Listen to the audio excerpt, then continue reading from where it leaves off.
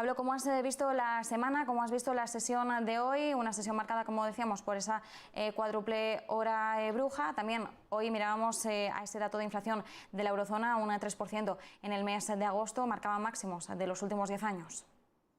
Sí, estamos, bueno, ya sabéis que había una idea que era buscar algún posicionamiento plenamente de trading esta semana en dirección hacia abajo, es decir, cortos, pero para aguantar hasta el día de hoy. La idea era que desde hace varios meses estamos viendo que los vencimientos de opciones y de futuros sobre acciones y opciones sobre acciones, no solamente sobre índices, pues generan esta presión vendedora de forma sistemática cada 20-23 sesiones, lo cual abre una oportunidad, digamos, de corto plazo de buscar ese posicionamiento corto, pero una vez vence la hora bruja, lo normal es que el mercado tienda a recuperar otra vez el entusiasmo y volvamos a ver movimientos al alza. Septiembre ya sabéis que es un mes especialmente negativo estadísticamente, es el peor mes del año estadísticamente, lo cual genera pues ciertas dudas sobre la capacidad de recuperación que tendremos desde aquí porque la caída ha sido muy suave.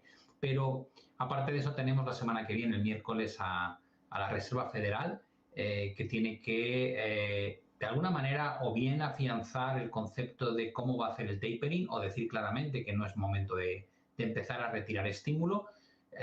Va a depender de muchas cosas. Hemos visto un dato de inflación. Por el lado de inflación general, en torno a lo esperado, 5,3%, es un nivel muy superior al 2% que les gustaría ver a largo plazo. Por otro lado, tenemos la inflación subyacente, la que no tiene en cuenta ni alimentos ni energía, que ha bajado hasta el 4% desde el 4,4%. Aún así, sigue estando en niveles que no se veían desde el año 1990 y una de las principales preocupaciones que existen es que el spread entre el PPI, o lo que llamamos el coste de producción, y el nivel de inflación está en máximos históricos. ¿Qué quiere esto decir?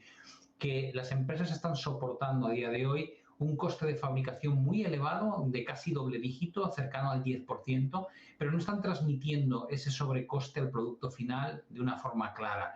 Y la pregunta es qué va a ocurrir durante los próximos meses, porque si trasladan ese sobrecoste que están padeciendo, incrementarán el precio del bien final, lo cual es más inflación. Si no lo trasladan al producto final, eso quiere decir que van a trabajar con un porcentaje de margen de beneficio mucho menor que antes, lo cual se va a ver en los resultados. De cualquier manera, va a ser interesante ver cómo se desarrolla ese tema. Por supuesto, qué mensaje manda o no manda Powell. Yo espero que sea muy similar al de Christine Lagarde, que tal vez no especifique en concreto qué es lo que quiere hacer, pero sí que confirme que tienen intención de, antes de que finalice el año, ir reduciendo el ritmo de compra. Sería una forma de ganarse al mercado, diciendo que no se retracta de lo que mencionó en Jackson Hole, pero por otro lado tampoco da herramientas concretas para que la preocupación sea excesivamente grande desde el punto de vista del sentimiento. Y mientras en Europa, pues estamos viviendo algo muy similar a lo que vivió Estados Unidos, con una antelación de 5 o 6 meses, recuperación económica fuerte, pero acompañado de presiones inflacionistas. Ya habéis visto el daño que está haciendo la subida de gas natural y de los derechos de emisión de CO2 a lo que es la factura energética. No parece que se vaya a solucionar. Cada gobierno está buscando de qué manera amortiguar ese efecto de la subida del precio energético, unos bajando los impuestos, que ya sabéis que casi el 45% del coste que pagamos los ciudadanos son impuestos directos o indirectos sobre la energía. Algunos gobiernos están reduciendo el IVA o el impuesto sobre la generación de energía, otros se plantean subvencionar a los más necesitados, pero no parece que eso vaya a ser una solución estructural, puesto que empezamos el último trimestre del año con una mayor demanda de este tipo de energía precisamente por el invierno y las reservas que hay en Europa están en mínimos porque al parecer Rusia está desviando más producto de gas natural hacia China que hacia Europa. Con lo cual ahí tenemos un tema de inflación que probablemente, al menos con el componente de energía, va a ser muy difícil defender que es transitorio, y que cuestionará un poco pues, el mensaje que están mandando los bancos centrales desde principio de año de que no nos preocupa la inflación porque es algo pasajero. Veremos cuánto sube, hasta qué cotas y a partir de ahí qué capacidad de reversión tiene o si por el contrario los bancos centrales han sido demasiado laxos en su manera de ver el problema y van por detrás de la curva, como se suele decir, a la hora de atajar un problema inflacionista que podría llevar un año ya presente y que no nos habríamos dado cuenta o no se habrían dado cuenta ellos desde el punto de vista de políticas monetarias.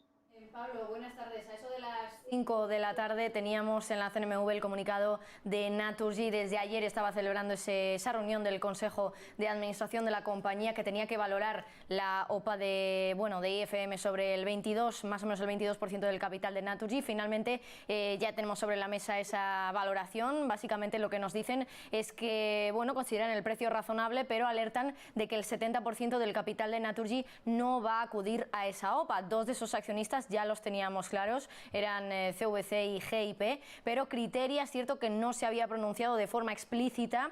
Es verdad que había lanzado una ofensiva, pues por ejemplo comprando acciones en muchas ocasiones por parte de Naturgy y aumentando esa participación que tiene, ese paquete accionarial que tiene de la compañía. De todas formas, hoy hemos conocido que Criteria no va a acudir a esa OPA, ya tenemos ahí la formalidad de que Criteria no va a ir. ¿Qué probabilidades entonces tiene IFM de que esa OPA termine prosperando? Porque ya se dirige a un porcentaje del capital más pequeño, un 30% exclusivamente, y los minoritarios, si no me equivoco, tienen en torno a un 20% del capital.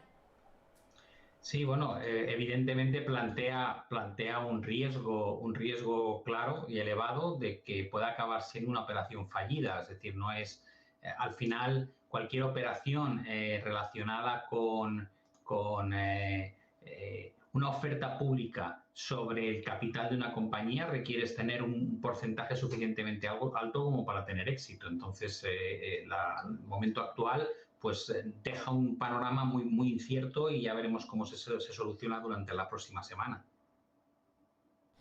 Pues Pablo, nos quedamos con ese análisis en el día de hoy. Pablo Gil, desde XTV, muchísimas gracias, un fuerte abrazo y sobre todo, buen fin de semana. Igualmente, que lo paséis muy bien. Y nosotras, Marta, muchísimas